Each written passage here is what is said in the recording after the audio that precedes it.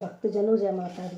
पौराणिक कथाओं के अनुसार एक बार श्री राम, लक्ष्मण और माता सीता जी देश की चिंता के लिए निकले। जब वे एक किसान के खेत से होकर के निकले तो सीता जी की साड़ी से उलझकर एक बोरी गिरकर पैर से दब गई।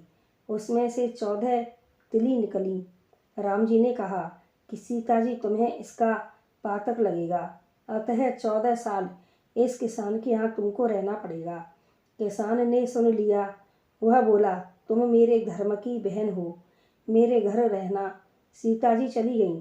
घर पहुंचकर किसान ने अपनी घरवाली से कहा कि ये मेरे धर्म की बहन है, इन्हें अच्छी तरह से रखना, उसे कुछ काम नहीं करने देना। सीता जी कुछ काम करती तो उनकी भाभी उन्हें काम नहीं करने देती, कहती तुम्हारे भैया काम की मना कर गए हैं। सीता जी ने कहा, काम के बिना मेरा मन नहीं लगेगा। सीता जी ने झाड़ू लगाई तो सोने के महल तिवारे हो गए, बर्तन मांजे तो सोने चांदी के बर्तन हो गए, पानी भरने गई तो मोती की इडली, रेशम की लेज, सोने की गगरी हो गई, भोजन बनाए तो 56 प्रकार के भोजन हो गए और भोजन में स्वाद आने लगा। इस तरह रहते रहते सीता जी को 14 साल पूरे हो गए। वे भाभी से बोली कि मुझे भगवान की पूजा करने जाना है। भाभी ने पूजा की थाली लगाई, भतीजा साथ में कर दिया। सीता जी पूजा करके निपटी। वैसे ही भगवान आ गए और सीता जी से कहने लगे, तुम्हारे 14 साल पूरे हो गए, अब घर चलो। सीता जी ने कहा, भाभी विदा करेगी तभी जाऊंगी। प्रभु बोले, तुम इतनी सुंदर हो, तुम्हारा भतीजा काची जैसा लगता है। सीता जी ने कहा, पर कृपा दृष्टि कर दो। प्रभु ने 16 वर्ष का राजकुमार कर दिया। जब सीता जी पूजा करके आईं तो भाभी बोली, आज बहुत देर कर दी। सीता जी ने कहा कि ये आ गए थे, उनसे बात कर रही थी। भाभी ने कहा, ये तुम्हारे साथ कौन है? सीता जी बोली कि मेरा भतीजा, तुम्हारा बेटा, इन्होंने कृपा दृष्टि करके 16 साल का राजकुमार कर दिया।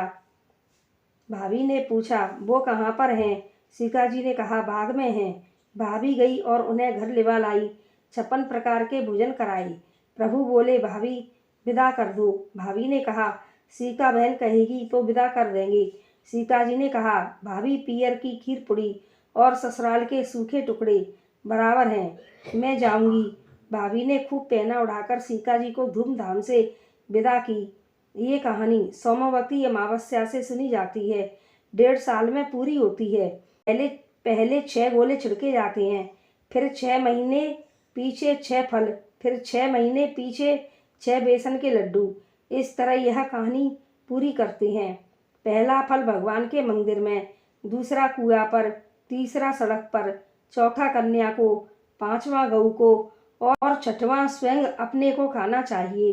बोलो सीता मैया की जय, बोलो सीताराम जी की जय। तो भक्तजनों, हमारी यह कहानी अगर आप सभी को पसंद आई हो तो हमारे चैनल को लाइक, शेयर और सब्सक्राइब करें। जय माता दी।